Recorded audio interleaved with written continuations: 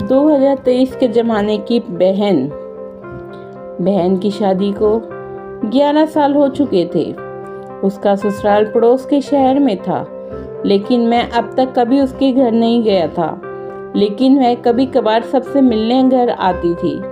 एक दिन मेरी पत्नी ने मुझसे कहा कि तुम्हारी बहन जब भी आती है तो उसके बच्चे पूरे घर पर कब्जा कर लेते हैं और बहुत परेशान करते हैं। पूरे घर में सामान फैला देते हैं, खर्चा तो 2 गुना बढ़ जाता है। तुम्हारी माँ तो चोरी चुपके से उसे साबुन, वॉशिंग पाउडर, चावल और दालें ये सब चीज़ें देती है। यह सब सुनकर मुझे बहुत गुस्सा आया। मैं मुश्किल से घर का खर्चा चला पाता हूँ और मेरी माँ मेरी बहन को सब कुछ दे देती है। एक बार बहन घर आई, तभी उसके बेटे ने टीवी का रिमोट ही तोड़ दिया। मुझे गुस्सा आ गया और मैंने अपनी माँ से कहा कि दीदी को ऐसे बार बार घर नहीं आना चाहिए, बस दिवाली पर ही आया करे, और जो तुम झोला भर के सामान देती हो वह भी बंद कर दो।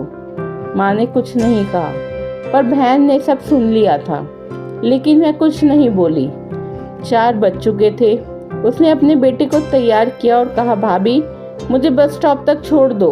मैंने ऐसे ही झूठ मूठ दीदी को बोला। जा रही हो दीदी, कुछ दिन और रुक जाती। उसने मुस्कुराते हुए कहा, अरे नहीं, बच्चों की छुट्टियां खत्म हो रही हैं, हमें जाना चाहिए अब। एक दिन हम दोनों भाइयों के बीच जमीन का बंटवारा होने वाला था, तभी दीदी भी आ गई थी, लेकिन मैंने उनसे सीधे कह दिया था कि मैं अपने हिस्से से कुछ नहीं दूंगा। माँ ने कहा कि बेटी का भी अधिकार होता है, लेकिन मैंने उसे चिल्लाकर कहा कि मैं उससे कुछ नहीं दूंगा। दीदी सामने बैठी थी पर कुछ नहीं बोल रही थी। अलग होने के कुछ ही दिन बाद मेरे बड़े बेटे को टीबी की बीमारी हो गई। मेरे पास उसके इलाज के लिए बिल्कुल पैसे नहीं थे। मैं बहुत तनाव में था।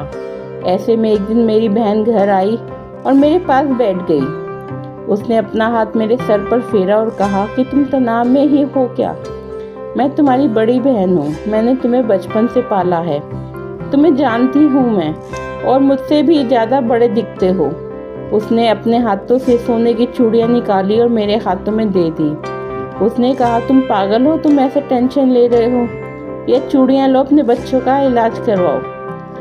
वह धीरे से बोली, चूड़ी के बारे में किसी को मत बताना, तुम्हें मेरी कसम। उसने फिर से अपना हाथ मेरे सर पर फेर दिया।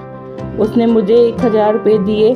उसमें 50 और 100 के नोट थे, शायद उसने बचत करके जमा किए होंगे। यह पैसे जेब में रखते हुए बोली कि बच्चों को जो चाहिए ले लो, इस तरह टेंशन लेकर मत बैठो।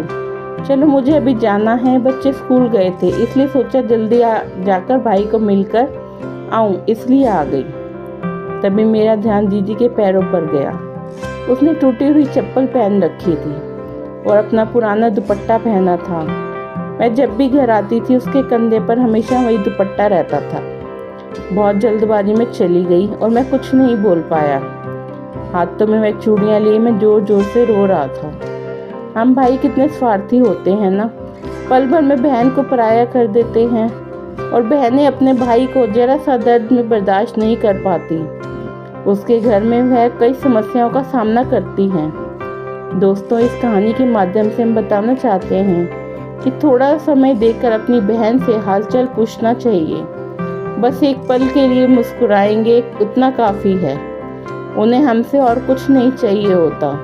यह सच है, किसी ने कहा है कि एक बहन दूसरी माँ होती है। आपको ये कहानी पसंद आए तो चैनल को लाइक एंड सब्सक्राइब जरूर करें। धन्यवाद।